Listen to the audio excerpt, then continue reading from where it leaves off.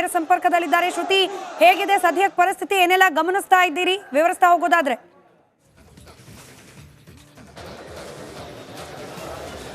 ಈಗ ತಾನೇ ಬಂದೆ ಸ್ಮಿತಾ. ಬೆಳಗ್ಗೆಯಿಂದ ನಾವು ಗಮನಿಸಿದ್ವಿ ಎಷ್ಟು ಹೈ ಡ್ರಾಮಾ ಆಯಿತು ನಗರದ ಪೇಟೆಯಲ್ಲಿ ಅಂತ. ಬಟ್ ಸ್ಪಾಟಿಗೆ ಬಂದಾಗ ಪೊಲೀಸರು ಅತಿ ಹೆಚ್ಚಿನ ಸಂಖ್ಯೆಯಲ್ಲಿ ಜಮಾವಣೆಯಾಗಿದ್ದಾರೆ. ಎಲ್ಲರನ್ನ ಕೂಡ ಇಲ್ಲಿಂದ ಚದುರಿಸುವ ಕೆಲಸವನ್ನು ಕೂಡ ಪೊಲೀಸರು ಮಾಡಿದ್ದಾರೆ. ಅರ್ಧ ಮಟ್ಟಿಗೆ ತಿಳಿಯಾಗಿದೆ ಇಲ್ಲಿನ ಪರಿಸ್ಥಿತಿ. ಒಂದು ಕಡೆ ನಾವು ಗಮನಿಸ್ತಾ ಇದ್ವಿ, ಸಂಸದ ತೇಜಸ್ವಿ ಸೂರ್ಯ ಅವರು, ಶೋಭಾ ಕರಂದ್ಲಾಜೆ ಅವರು ಬಂದಾಗ ಕಾರ್ಯಕರ್ತರ ಸಂಖ್ಯೆ ಯಾವ ರೀತಿ ಹೆಚ್ಚಳ ಆಯಿತು, ರಸ್ತೆಯಲ್ಲೇ ಕೂತ್ಕೊಂಡು ಯಾವ ರೀತಿ ಭಜನೆ ಮಾಡಿದ್ರು, ಪಠನೆ ಮಾಡಿದ್ರು, ಈ ವಿಚಾರಗಳನ್ನು ಕೂಡ ನಾವು ಗಮನಿಸಿದ್ವಿ.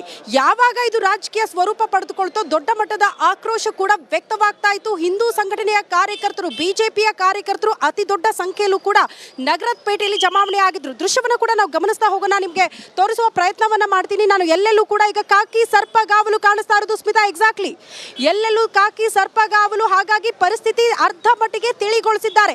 ಯಾರು ಕೂಡ ಗುಂಪು ಗುಂಪಾಗಿ ನಿಲ್ಲೋದಕ್ಕೆ ಪೊಲೀಸರು ಕೂಡ ಅವಕಾಶ ಮಾಡಿಕೊಡ್ತಾ ಇಲ್ಲ. ಎಲ್ಲರನ್ನ ಕೂಡ ಇಲ್ಲಿಂದ ಚದುರಿಸುವ ಕೆಲಸವನ್ನ ಕೂಡ ಮಾಡಿದ್ದಾರೆ. ಹಾಗಾಗಿ ಸಹಜ ಸ್ಥಿತಿಗೆ ಮರಳುತ್ತಾ ಇದೆ ನಗರದ ಪೇಟೆ. ಒಂದು ಕಡೆ ಅಂಗಡಿ ಮಾಲೀಕ ಮುಖೇಶ್ ಮತ್ತು ಅವರ ತಂದೆಯನ್ನ ಆಲ್ರೆಡಿ ವಶಕ್ಕೆ ಪಡೆದುಕೊಂಡಿದ್ದಾರೆ ಪೊಲೀಸರು. ಈ ಪರಿಸ್ಥಿತಿ ಯಾವಾಗ ಹದಗೆಡ್ತೋ, ಯಾವಾಗ ಪರಿಸ್ಥಿತಿ ಕೈ ಮೀರ್ತಾ ಇದೆ ಅನ್ನೋದು ಗೊತ್ತಾಯ್ತೋ, ಪೊಲೀಸರು ಪರಿಸ್ಥಿತಿನ ಹತೋಟಿಗೆ ತರುವಂತಹ ಎಲ್ಲಾ ಪ್ರಯತ್ನಗಳನ್ನ ಕೂಡ ಮಾಡಿದ್ರು ಅವ್ರನ್ನ ವಶಕ್ಕೆ ಪಡೆಯೋ ಮೂಲಕ. ಒಂದು ಕಡೆ ಕೇಂದ್ರ ಸಚಿವ ಶೋಭಾ ಕರಂದ್ಲಾಜೆ ಬರ್ತಾ ಇದ್ದಂತೆ ಅವ್ರನ್ನ ವಶಕ್ಕೆ ಪಡೆಯುವಂತಹ ಕೆಲಸ ಆಯಿತು. ಹಾಗಾಗಿ ನೇರವಾಗಿ ರಾಜ್ಯ ಸರ್ಕಾರದ ವಿರುದ್ಧ ಯಾವ ರೀತಿ ಅವರು ವಾಗ್ದಾಳಿ ಮಾಡಿದ್ರು, ನೇರ ಆರೋಪ ಮಾಡಿದ್ರು, ಈ ಘಟನೆಗಳನ್ನ ಕೂಡ ನಾವು ಗಮನಿಸಿದ್ವಿ. ಈಗ ವೆಹಿಕಲ್ ಮೂವ್ಮೆಂಟ್ ಕೂಡ ಆಗ್ತಾ ಇದೆ ಸ್ಮಿತಾ ಸ್ಥಳದಲ್ಲಿ. ಈ ರಸ್ತೆ ಚಿಕ್ಕ ಗಲ್ಲಿ ಆಗಿರೋದ್ರಿಂದ ಅನೇಕ ಕಾರ್ಯಕರ್ತರು ಜಮಾವಣೆ ಆಗ್ತಾ ಇದ್ದಂತೆ ಕಂಪ್ಲೀಟ್ ಆಗಿ ಬಿಗುವಿನ ವಾತಾವರಣ ನಿರ್ಮಾಣ ಆಗಿತ್ತು. ಪರಿಸ್ಥಿತಿನ ಅರ್ಥ ಮಾಡ್ಕೊಂಡಿರುವಂತಹ ಪೊಲೀಸರು ಅತಿ ಹೆಚ್ಚಿನ ಸಂಖ್ಯೆಯಲ್ಲಿ ಪೊಲೀಸರನ್ನ ಇಲ್ಲಿ ಕರೆಸ್ಕೊಂಡು ಪರಿಸ್ಥಿತಿನ ತಿಳಿಗೊಳಿಸುವಲ್ಲೂ ಕೂಡ ಈಗ ಆಗಿದ್ದಾರೆ ಎನ್ನುವುದನ್ನ ದೃಶ್ಯಗಳ ಸಮೇತ ನಿಮ್ಮ ಮುಂದೆ ಇಡುವಂತ ಪ್ರಯತ್ನ ಮಾಡ್ತಾ ಇದ್ದೀನಿ ಸ್ಮಿತಾ. ಎಲ್ಲ ಕಾರ್ಯಕರ್ತರನ್ನ ಇಲ್ಲಿಂದ ಕಳಿಸಿದ್ದಾರೆ. ಪ್ರಶಾಂತ್ ಸಂಬರ್ಗೆ ಅವರ ಆಗಮನ ಕೂಡ ಆಯಿತು. ಅವರು ಕೂಡ ಹಿಂದೂ ಕಾರ್ಯಕರ್ತರ ಪರವಾಗಿ ನಿಂತ್ಕೊಂಡ್ರು. ಈ ಹೋರಾಟ ಮುಂದುವರಿಸ್ತೀವಿ, ತಪ್ಪಿತಸ್ಥರ ವಿರುದ್ಧ ಕ್ರಮ ಆಗೋ ತನಕ ನಾವು ಈ ಹೋರಾಟ ಕೈ ಬಿಡಲ್ಲ ಅನ್ನುವಂತಹ ವಿಚಾರವನ್ನು ಕೂಡ ಪ್ರಸ್ತಾಪ ಮಾಡಿದ್ರು. ನಾನು ರಸ್ತೆ ಉದ್ದಕ್ಕೂ ಕೂಡ ಪೊಲೀಸ್ ಸರ್ಪಗಾವಲನ್ನ ಕೂಡ ನಿಮ್ಮ ಮುಂದೆ ಇಡುವಂತಹ ಪ್ರಯತ್ನ ಮಾಡ್ತಾ ಇದೆ. ಈಗ ನಾನು ಇರೋದು ಮುಖೇಶ್ ಅವರ ಅಂಗಡಿಯ ಮುಂಭಾಗ. ಮುಖೇಶ್ ಅವರ ಅಂಗಡಿಯ ಮುಂಭಾಗದಲ್ಲಿ ನಾವು ನಿಂತಿರೋದು ಸ್ಮಿತಾ. ಆಲ್ರೆಡಿ ಕ್ಲೋಸ್ ಆಗಿರೋದು. ಈ ರಸ್ತೆಯ ತುಂಬೆಲ್ಲ ಯಾವ್ಯಾವ ಅಂಗಡಿ ಮುಂಗಟ್ಟುಗಳಿತ್ತೋ ಎಲ್ಲವನ್ನ ಕೂಡ ಕ್ಲೋಸ್ ಮಾಡೋ ಮೂಲಕ ಪರಿಸ್ಥಿತಿಯನ್ನು ತಿಳಿಗೊಳಿಸೋದಕ್ಕೆ ಪೊಲೀಸರು ಇವತ್ತು ಶತ ಪ್ರಯತ್ನ ಮಾಡಿದ್ರು. ಈಗ ತಕ್ಕ ಮಟ್ಟಿಗೆ ಅದು ಯಶಸ್ವಿಯಾಗಿದೆ ಅನ್ನೋದನ್ನ ದೃಶ್ಯಗಳ ಸಮೇತ ನಿಮ್ಮ ಮುಂದೆ ಇಡುವಂತಹ ಪ್ರಯತ್ನ ಮಾಡ್ತಾ ಇದ್ದೀವಿ. ಬೆಳಗ್ಗೆಯಿಂದ ನಾವು ಗಮನಿಸಿದ್ರೆ ಎಲ್ಲೆಲ್ಲೂ ಕೂಡ ಹಿಂದೂ ಪರ ಸಂಘಟನೆಯವರು, ಹಿಂದೂ ಕಾರ್ಯಕರ್ತರೆಲ್ಲ ಜಮಾವಣೆ ಆಗಿದ್ದನ್ನ ಗಮನಿಸಿದ್ವಿ. ಬಟ್ ಈಗ ಎತ್ತ ಕಣ್ಣು ಹಾಯಿಸಿದ್ರು ಕೂಡ ಕಾಕಿ ಸರ್ಪಗಾವಲು ನಮಗೆ ಕಾಣಿಸ್ತಾ ಇದೆ. ಹಾಗಾಗಿ ಪರಿಸ್ಥಿತಿ ಈಗ ತಿಳಿಗೊಂಡಿದೆ. ಎಲ್ಲರನ್ನ ಕೂಡ ಇಲ್ಲಿಂದ ಕಳಿಸುವ ಪ್ರಯತ್ನ ಮಾಡಿದ್ದಾರೆ. ಬಿಜೆಪಿ ನಾಯಕರನ್ನ ವಶಕ್ಕೆ ಪಡೆದುಕೊಂಡ ಬಳಿಕ ಪರಿಸ್ಥಿತಿ ತಕ್ಕ ಮಟ್ಟಿಗೆ ಹತೋಟಿಗೆ ಬಂದಿದೆ ಅಂತ ಹೇಳಬಹುದು ಸ್ಮಿತಾ. ಬಟ್ ಒಂದು ದೊಡ್ಡ ಮಟ್ಟದ ಆಕ್ರೋಶ ಯಾಕೆ ಮುಖೇಶ್ ಮತ್ತು ಅವರ ತಂದೆಯನ್ನ ವಶಕ್ಕೆ ಪಡೆದುಕೊಂಡಿದ್ದಾರೆ ಪೊಲೀಸರು ಅಂದ್ರೆ, ಈ ಪರಿಸ್ಥಿತಿ ಯಾವಾಗ ಕೈ ಮೀರಿ ಹೋಗೋದು ಪ್ರಾರಂಭ ಆಯ್ತೋ, ಯಾವಾಗ ಅತಿ ಹೆಚ್ಚಿನ ಸಂಖ್ಯೆಯಲ್ಲಿ ಜನ ಜಮಾವಣೆ ಆಗೋದಕ್ಕೆ ಮುಂದಾದ್ರು, ಹಾಗಾಗಿ ಅವರನ್ನ ವಶಕ್ಕೆ ಪಡೆದುಕೊಂಡು ಈ ಪರಿಸ್ಥಿತಿನ ತಿಳಿಗೊಳಿಸೋದಕ್ಕೆ ಮುಂದಾದ್ರು. ಹಾಗಾಗಿ ಇನ್ನೂ ಕೂಡ ಅತಿ ಹೆಚ್ಚಿನ ಸಂಖ್ಯೆಯಲ್ಲಿ ಪೊಲೀಸರು ಭದ್ರತೆಯನ್ನು ಒದಗಿಸ್ತಾ ಇದ್ದಾರೆ. ಈಗ ಜನರು ಕೂಡ ಈ ಭಾಗದಲ್ಲಿ ಓಡಾಡ್ತಾ ಇದ್ದಾರೆ. ಬೆಳಿಗ್ಗೆ ತಾನೇ ಎಲ್ಲವನ್ನ ಕೂಡ ಕ್ಲೋಸ್ ಮಾಡಿದ್ರು, ಅಂಗಡಿ ಮುಂಗಟ್ಟುಗಳು ಕ್ಲೋಸ್ ಆಗಿತ್ತು. ಯಾವಾಗ ಕ್ಷಣಕ್ಕೂ ಕಾರ್ಯಕರ್ತರು ಹೆಚ್ಚಿನ ಸಂಖ್ಯೆಯಲ್ಲಿ ಜಮಾವಣೆ ಆಗೋದಕ್ಕೆ ಮುಂದಾದ್ರು, ಹಾಗಾಗಿ ಪೊಲೀಸರು ಕಟ್ಟೆಚ್ಚರ ವಹಿಸಿದ್ರು. ಮತ್ತೊಂದು ದೃಶ್ಯ ನಿಮಗೆ ತೋರಿಸೋ ಪ್ರಯತ್ನ ಮಾಡ್ತೀನಿ ನೋಡಿ. ಅಂಗಡಿ ಮುಂಗಟ್ಟುಗಳು ಈ ರಸ್ತೆಯಲ್ಲಿ ಎಲ್ಲವೂ ಕೂಡ ಕ್ಲೋಸ್ ಆಗಿತ್ತು. ಈಗ ಒಂದೊಂದೇ ಓಪನ್ ಆಗ್ತಾ ಇರುವಂತಹ ದೃಶ್ಯ. ಎಷ್ಟರ ಮಟ್ಟಿಗೆ ಪರಿಸ್ಥಿತಿ ಹದಗೆಟ್ಟಿತ್ತು ಅಂತ ಅಂದ್ರೆ, ಕೈ ಮೀರ್ತಾ ಇತ್ತು ಅಂದ್ರೆ 144 ಸೆಕ್ಷನ್ ಅನ್ನ ಜಾರಿ ಮಾಡಬೇಕಾ ಅನ್ನೋದನ್ನ ಪೊಲೀಸ್ ಹಿರಿಯ ಅಧಿಕಾರಿಗಳು ಚರ್ಚೆ ಮಾಡೋ ಮಟ್ಟಿಗೆ, ಸಮಾಲೋಚನೆ ಮಾಡೋ ಮಟ್ಟಿಗೆ ಪರಿಸ್ಥಿತಿ ಕೈ ಮೀರಿ ಹೋಗುವಂತ ಪ್ರಯತ್ನಗಳಾಯಿತು. ಬಟ್ ಯಾವಾಗ ಪೊಲೀಸ್ ಹಿರಿಯ ಅಧಿಕಾರಿಗಳು ಸ್ಥಳಕ್ಕೆ ಎಂಟ್ರಿ ಆದ್ರೋ ಆಗ ಈ ಪರಿಸ್ಥಿತಿನ ಕಂಟ್ರೋಲ್ ಮಾಡುವಲ್ಲೂ ಕೂಡ ಯಶಸ್ವಿಯಾಗಿದ್ದಾರೆ. ಪ್ರಶಾಂತ್ ಸಂಬರ್ಗಿ ಅವರು ಬರ್ತಾ ಇದ್ದಂತೆ ಅವ್ರನ್ನ ಕೂಡ ಇಲ್ಲಿ ನಿಲ್ಲೋದಕ್ಕೆ ಅವಕಾಶ ಮಾಡಿಕೊಡ್ಲಿಲ್ಲ ಪೊಲೀಸರು. ಆಲ್ ಆಫ್ ಅ ಸಡನ್ ಅವ್ರನ್ನ ಇಲ್ಲಿಂದ ಹೊರ ಕಳಿಸುವಂತ ಪ್ರಯತ್ನವನ್ನ ಕೂಡ ಮಾಡಿದ್ರು. ಹಾಗಾಗಿ ಈಗ ಜನರ ಮೂವ್ಮೆಂಟ್ ಕೂಡ ಈ ರಸ್ತೆ ಮುಖೇನ ಆಗ್ತಾ ಇದೆ, ವಾಹನಗಳ ಸಂಚಾರ ಆಗ್ತಾ ಇದೆ. ಎಲ್ಲೆಲ್ಲೂ ಕೂಡ ಪೊಲೀಸರ ಭದ್ರತೆಯ ಮಧ್ಯದಲ್ಲಿ ಸದ್ಯ ನಗರದ ಪೇಟೆ ಇದೆ ಅನ್ನೋದನ್ನ ನಾವು ಗಮನಿಸಬೇಕಾಗುತ್ತೆ ದೃಶ್ಯಗಳ ಸಮೇತ. ಸೊ ಒಂದೊಂದೇ ಅಂಗಡಿ ಮುಂಗಟ್ಟುಗಳು ಕೂಡ ಈ ರಸ್ತೆಯಲ್ಲಿ ಓಪನ್ ಆಗ್ತಾ ಇರೋದು. ಬಟ್ ಮುಖೇಶ್ ಮತ್ತು ಅವರ ತಂದೆಯನ್ನ ಯಾವಾಗ ಬಿಡುಗಡೆ ಮಾಡ್ತೀರಿ ಅಂತ ಬಿಜೆಪಿ ಕಾರ್ಯಕರ್ತರು ಅಂದ್ರೆ ಹಿಂದೂ ಪರ ಸಂಘಟನೆಯವರು ಪ್ರಶ್ನೆ ಮಾಡ್ತಿದ್ದಾರೆ. ಯಾಕೆ ಅವ್ರನ್ನ ವಶಕ್ಕೆ ಪಡೆದುಕೊಂಡ್ರಿ? ತಪ್ಪಿತಸ್ಥರ ವಿರುದ್ಧ ಕ್ರಮ ಕೈಗೊಳ್ಳೋದನ್ನ ಬಿಟ್ಟು ತಪ್ಪಿತಸ್ಥರ ಅಲ್ಲದೆ ಇರೋರ ಮೇಲೆ ಯಾಕೆ ನಿಮ್ಮ ದಬ್ಬಾಳಿಕೆ ಅನ್ನೋದನ್ನ ಸಂಸದ ತೇಜಸ್ವಿ ಸೂರ್ಯ ಅವರು ಕೂಡ ಪ್ರಶ್ನೆ ಮಾಡ್ತಾ ಇದ್ರು. ಸಂಸದೆ ಶೋಭಾ ಕರಂದ್ಲಾಜೆ ಅವರು ಎಂಟ್ರಿ ಆಗ್ತಾ ಇದ್ದಂತೆ ಒಂದು ಮಾತನ್ನ ಅವ್ರು ಹೇಳಿದ್ರು, ಯಾರೋ ಬಂದು ಪಾಕಿಸ್ತಾನ ಪರವಾಗಿ ಘೋಷಣೆ ಕೂಗ್ತಾರೆ, ಮಕ್ಕಳ ಮೇಲೆ ಆಸಿಡ್ ದಾಳಿ ಆಗುತ್ತೆ, ಯಾರ ರಕ್ಷಣೆಗೆ ರಾಜ್ಯ ಸರ್ಕಾರ ನಿಂತ್ಕೊಂಡಿದೆ ಅಂತ. ಈಗ ಪೊಲೀಸ್ ಆಯುಕ್ತರೇ ಬಹಳ ಸ್ಪಷ್ಟವಾಗಿ ಹೇಳಿದ್ದಾರೆ, ಇದು ಇಲ್ಲಿ ಹನುಮಾನ್ ಚಾಲಿಸ ಹಾಡು ಹಾಕಿರುವ ವಿಚಾರಕ್ಕೆ ಸಂಬಂಧಪಟ್ಟಂತೆ ಗಲಾಟೆ ಆಗಿದೆ ಅನ್ನೋದನ್ನ ನಾವಲ್ಲ.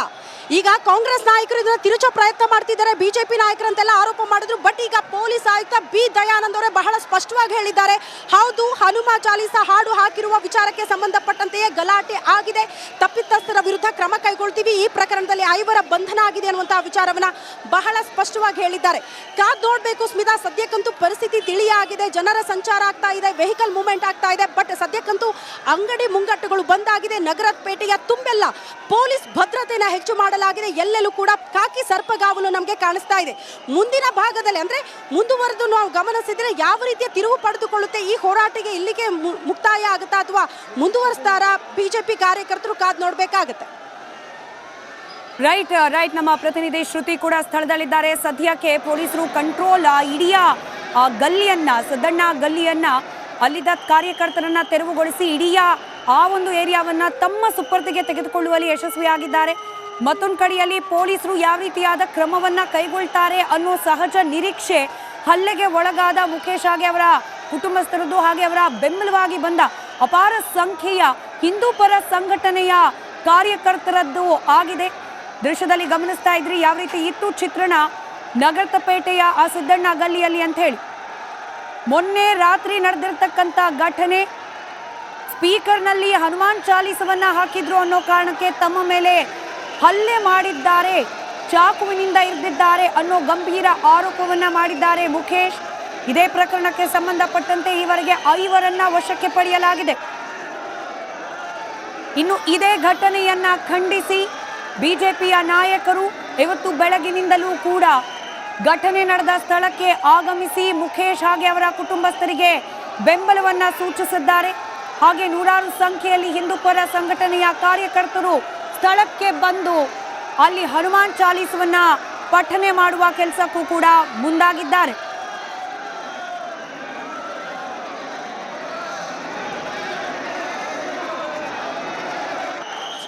ಪಾಕಿಸ್ತಾನ ಜಿಂದಾಬಾದ್ ಅಂತಾರೆ, ಇನ್ಯಾರೋ ಬರ್ತಾರೆ ಮಕ್ಕಳಿಗೆ ಆಸಿಡ್ ಹಾಕ್ತಾರೆ, ಅವರ ಮೇಲೆ ಯಾವುದೇ ಕ್ರಮ ಆಗಲ್ಲ. ನಿನ್ನೆ ಇಲ್ಲಿ ಹನುಮಾನ್ ಚಾಲಿಸ ಸಿಡಿ ಹಾಕಿದಂತ ಯುವಕರ ಮೇಲೆ ಇಷ್ಟೊಂದು ದೌರ್ಜನ್ಯ ನಡೀತಾ ಇದ್ರೆ ಕಾಂಗ್ರೆಸ್ ಸರ್ಕಾರ ಏನ್ ಮಾಡ್ತಾ ಇದೆ? ಕಾನೂನು ಸುವ್ಯವಸ್ಥೆ ಮೇಲೆ ಹಿಡಿತಾ ಇಲ್ಲ. ತಕ್ಷಣ ಪರಮೇಶ್ವರ್ ಅವರು ರಾಜೀನಾಮೆ ಕೊಡಬೇಕು. ಅಲ್ಪಸಂಖ್ಯಾತರನ್ನ ಓಲೈಕೆ ಮಾಡುವುದಕ್ಕಾಗಿ ಇದೆಲ್ಲವನ್ನ ಮಾಡ್ತಾ ಇದ್ದಾರೆ ಕಾಂಗ್ರೆಸ್ ಅವರು.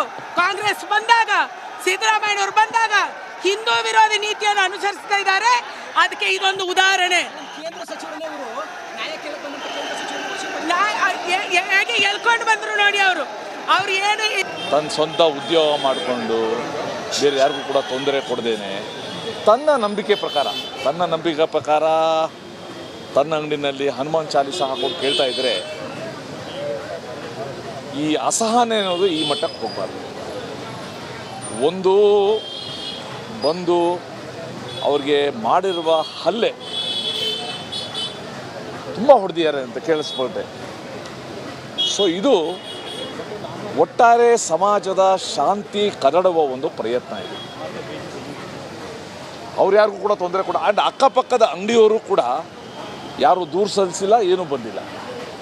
ಇವ್ರು ಯಾರೋ ಎಲ್ಲಿದ್ದವರೋ ಬಂದು ನನಗನ್ಸುತ್ತೆ ಇದೊಂದು ನಗರದ ಪೇಟೆಯಲ್ಲೇ ಇದ್ದೆ. ಇಲ್ಲಿನ ಪರಿಸ್ಥಿತಿಯನ್ನ, ವಾಸ್ತವ ಪರಿಸ್ಥಿತಿ ಈಗ ಯಾವ ರೀತಿ ಪೊಲೀಸರು ಇಲ್ಲಿ ಭದ್ರತೆ ಒದಗಿಸಿದ್ದಾರೆ, ಇಲ್ಲಿನ ಪರಿಸ್ಥಿತಿ ಹೇಗಿದೆ ಅನ್ನೋದರ ಇಂಚಿಂಚು ಮಾಹಿತಿಯನ್ನ ನಿಮ್ಮ ಮುಂದೆ ಇಡುವಂತಹ ಪ್ರಯತ್ನವನ್ನ ಕೂಡ ನಾನು ಮಾಡ್ತಾ ಇದ್ದೀನಿ. ಬಟ್ ಮೊನ್ನೆ ಏನು ಸಂಡೇ ಭಾನುವಾರದ ಸಾಯಂಕಾಲ ಏನು ಗಲಾಟೆ ಆಯಿತು, ಇಲ್ಲಿ ಅಕ್ಕಪಕ್ಕದ ಅಂಗಡಿಯವರು ಆ ಘಟನೆಯನ್ನು ಪ್ರತ್ಯಕ್ಷವಾಗಿ ಕಂಡವರು, ಆ ದಿನ ಏನಾಯಿತು, ಯಾವ ರೀತಿ ಹಲ್ಲೆ ಮಾಡಿದ್ರು ಅಂತ ಮಾತಾಡೋದಕ್ಕೆ ಪಕ್ಕದ ಅಂಗಡಿಯವರು, ಈಗ ಮುಖೇಶ್ ಅಂಗಡಿಯವರ ಪಕ್ಕದಲ್ಲೇ ಒಂದು ಅಂಗಡಿ ಇದೆ, ಅಂಗಡಿ ಮಾಲೀಕರು ಪ್ರತ್ಯಕ್ಷವಾಗಿ ಆ ಘಟನೆಯನ್ನು ಗಮನಿಸಿದ್ದಾರೆ. ಅವತ್ತು ಏನಾಯಿತು ಎಕ್ಸಾಕ್ಟ್ಲಿ ಅವರಿಂದ ಮಾಹಿತಿ ಪಡೆಯುವ ಪ್ರಯತ್ನ ಮಾಡ್ತೀನಿ. ಸರ್ ನಮಸ್ತೆ. ಭಾನುವಾರ ಗಲಾಟೆ ಆದಾಗ ತಾವು ನೋಡಿದ್ರಿ, ಏನಾಯಿತು ಸರ್ ಎಕ್ಸಾಕ್ಟ್ಲಿ ಅವತ್ತು? ಭಾನುವಾರ ಅಂದರೆ ನಾವು ಇರಲಿಲ್ಲ. ಅವಾಗ ಆಗಿದ್ದೇನೆಂದರೆ ಮಾರನೇ ದಿವಸ ಮುಖೇಶ್ ಮಾತಾಡಿದ್ವಿ.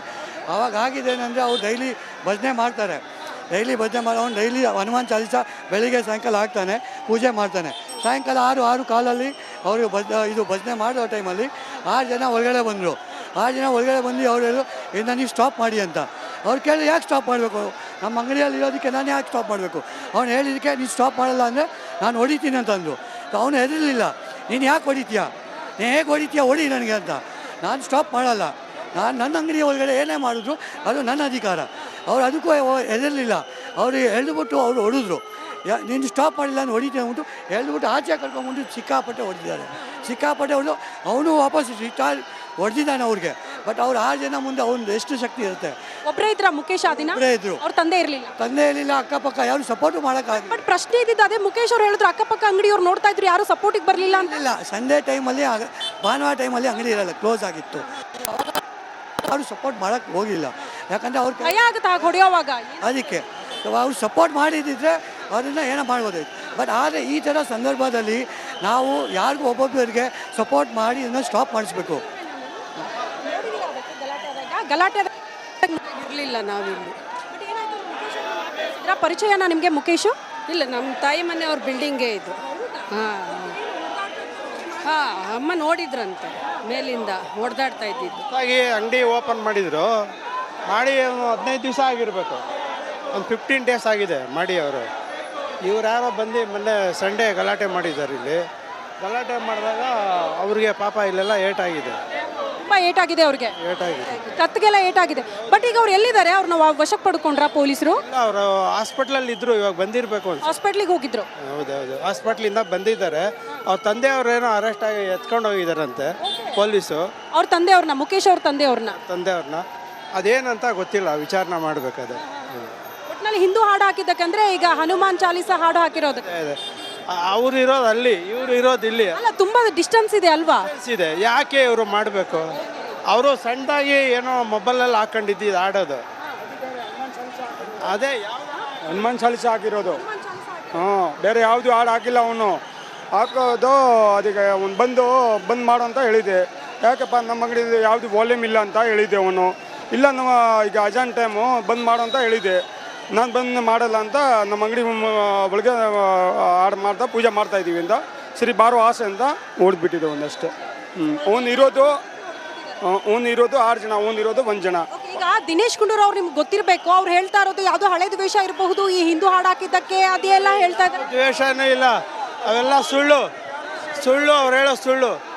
ಯಾವ ದ್ವೇಷನೂ ಇಲ್ಲ, ಏನು ಇಲ್ಲ. ಪಾಪ ಅಂಗಡಿ ಮಾಡಿರೋದು 15 ದಿವಸ ಆಗಿಲ್ಲ, ಓಪನ್ ಮಾಡಿಬಿಟ್ಟು. ಯಾವ ವಿಷಯ? ಈಗ ಇತ್ತೀಚೆಗೆ ಓಪನ್ ಮಾಡಿರೋದು ಅವರು? 15 ದಿವಸ ಆಗಿರೋದು. 15 ದಿವಸ ಆಯ್ತಂತೆ ಮುಖೇಶ್ ಅವ್ರ ಅಂಗಡಿ ಓಪನ್ ಮಾಡಿ. ಯಾವ ಹಳೆ ದ್ವೇಷ ಇರೋದಕ್ಕೆ ಸಾಧ್ಯನೇ ಇಲ್ಲ. 15 ದಿನದಲ್ಲಿ ಎಂತ ದ್ವೇಷ ರೀ? ಈಗ ಓಪನ್ ಮಾಡಿದ್ದಾರೆ, ಒಳ್ಳೆ ಹುಡುಗ ಅಂತ ಅಕ್ಕಪಕ್ಕದ ಅಂಗಡಿಯವರು ಹೇಳ್ತಿದ್ದಾರೆ. ಎಕ್ಸಾಕ್ಟ್ಲಿ ಇಲ್ಲಿನ ಪರಿಸ್ಥಿತಿಯನ್ನು ನಿಮಗೆ ಹೇಳ್ತಾ ಇರೋದಂದ್ರೆ, ಮತ್ತೆ ಹಿಂದೂ ಕಾರ್ಯಕರ್ತರು ಜಮಾವಣೆ ಆದ್ರು, ಪ್ರೊಟೆಸ್ಟ್ಗೆ ಮುಂದಾದ್ರು.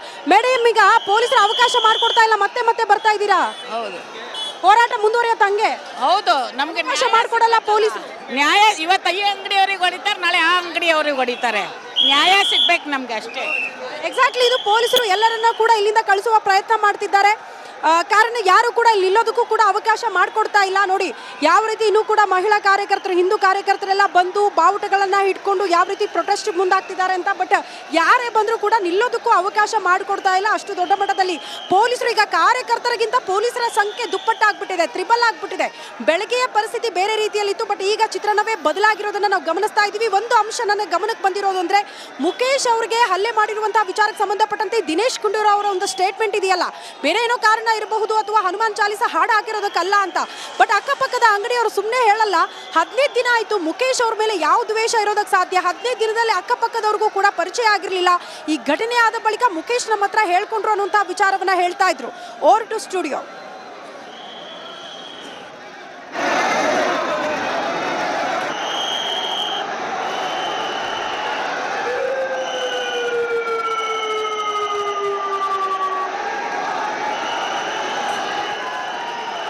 ನೋಡಿ, ನಗರಪೇಟೆಯಲ್ಲಿ ಯಾವ ರೀತಿ ಇತ್ತು ಪರಿಸ್ಥಿತಿ ಅನ್ನೋದನ್ನ ವಿವರಿಸ್ತಾ ಇದೆ ಈ 10 ದೃಶ್ಯಗಳು. ಒಂದ್ ಕಡೆ ಸ್ಥಳಕ್ಕೆ ಬಂದ ಸಂಸದ ತೇಜಸ್ವಿ ಸೂರ್ಯ ಅವರನ್ನ ವಶಕ್ಕೆ ಪಡೆಯಲಾಗಿರೋದು, ಮತ್ತೊಂದು ಕಡೆ ಬಿಜೆಪಿಯ ಇತರೆ ನಾಯಕರನ್ನ ವಶಕ್ಕೆ ಪಡೆಯಲಾಗಿರೋದು. ಆದ್ರೆ ಇಷ್ಟೆಲ್ಲ ಘಟನೆ ನಡೆದಿದ್ರು ಕೂಡ ನಿರಂತರವಾಗಿ ಭಜನೆಯನ್ನ ಮುಂದುವರೆಸಿದ್ರು ಹಿಂದೂಪರ ಸಂಘಟನೆಯ ಕಾರ್ಯಕರ್ತರು. ಪೊಲೀಸರು ಪರಿಸ್ಥಿತಿಯನ್ನ ಕಂಟ್ರೋಲ್ಗೆ ತರೋ ಪ್ರಯತ್ನದ ಸಂದರ್ಭದಲ್ಲಿ ನೂಕುನುಗ್ಗಲು ಕೂಡ ಉಂಟಾಗಿತ್ತು. ಇನ್ನು ವಿಶೇಷ ರೀತಿಯಲ್ಲಿ ರಸ್ತೆಯಲ್ಲಿ ಕುಳಿತು ಭಜನೆ ಮಾಡುವ ಮೂಲಕ ಪ್ರತಿಭಟನೆಯನ್ನ ಕೂಡ ನಡೆಸಿದ್ರು ಹಿಂದೂಪರ ಸಂಘಟನೆಯ ಕಾರ್ಯಕರ್ತರು.